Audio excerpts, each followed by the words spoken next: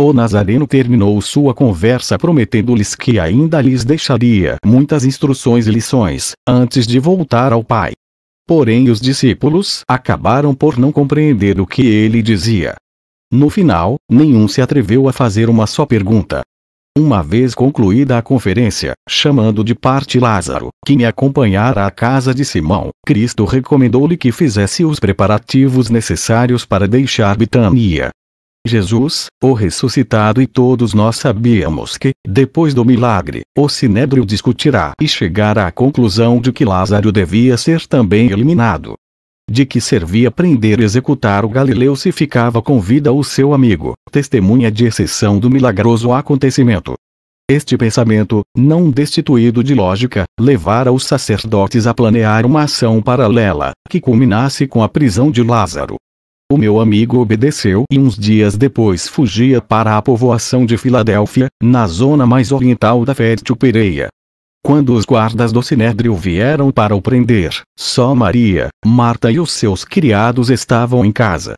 Na parte restante da manhã, até 1:30 da tarde, altura em que se deu ordem de partida para Jerusalém, o rabi preferiu retirar-se para a zona mais frondosa do jardim de Simão. Na mesma noite, de regresso a Betânia, tive a coragem de lhe perguntar por que escolhera aquela maneira de entrar na cidade santa. O mestre, perfeito conhecedor das Escrituras, respondeu abertamente. Assim era preciso, para que se cumprissem as profecias, efetivamente, tanto no Gênesis 29:11, como em Zacarias 9:9, se diz que o Messias libertador de Jerusalém viria do Monte das Oliveiras, montado num burrinho. Zacarias, concretamente, disse: Alegrai-vos muito, ó filha do Sião. Gritai, ó filha de Jerusalém. Olhai, o vosso rei veio até vós. É justo e traz a salvação. Vem como um mais humilde, sentado no burrinho, a cria de um burro.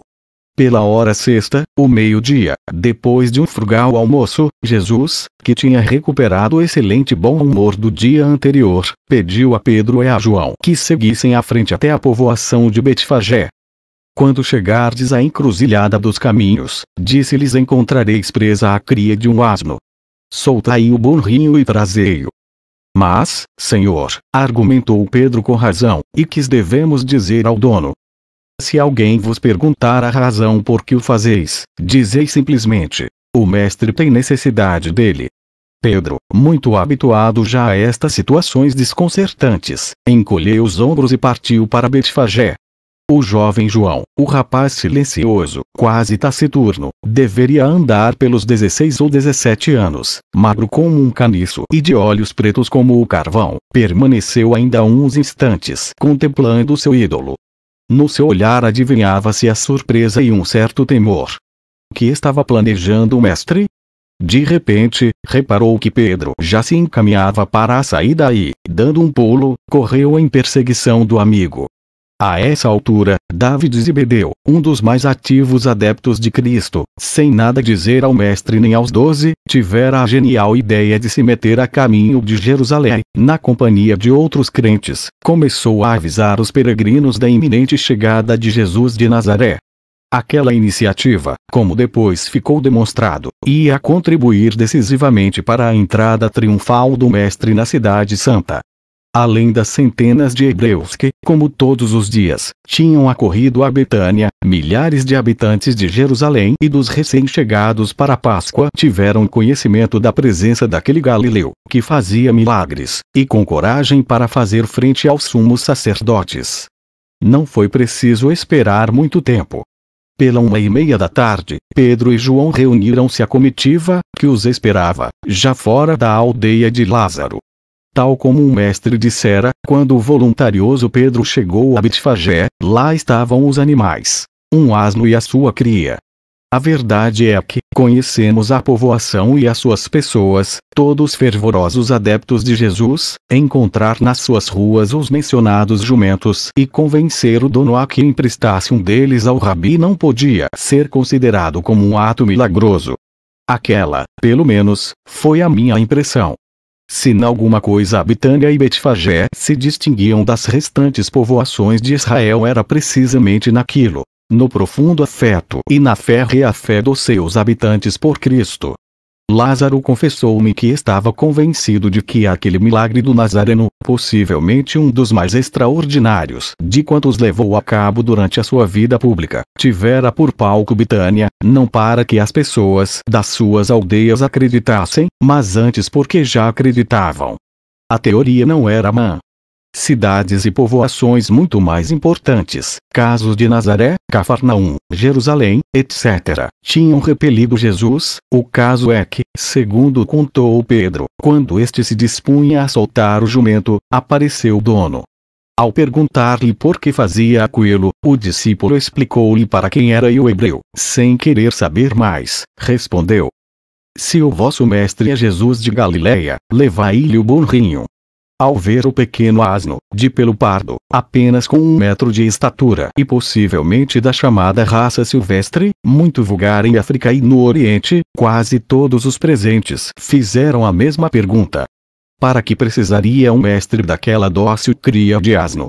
Jesus sempre trilharia os caminhos com a única ajuda das suas fortes pernas, que hoje seriam invejadas por muitos corredores de maratona. Pouco depois, ao vê-lo caminhar entre a multidão que se apinhava no caminho e nas ruas de Jerusalém, no lombo do burrinho, comecei a suspeitar de quais podiam ser as verdadeiras razões que tinham impelido Jesus a procurar o auxílio daquele pequeno animal.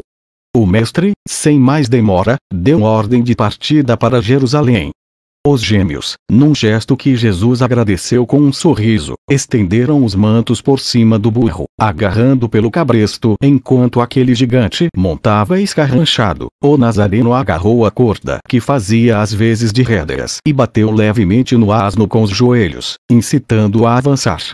A considerável estatura do rabi obrigava-o a dobrar as compridas pernas para trás, a fim de não arrastar os pés no pó do caminho. Com todo o meu respeito pelo Senhor, a sua figura, cavalgando daquela maneira o jumento, era um espetáculo meio ridículo, meio cômico.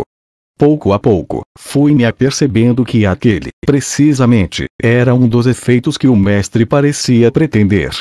A tradição, tanto oriental como romana, estabelecia que os reis e heróis entrassem também nas cidades montados em garbosos corcéis ou em engalanados carros.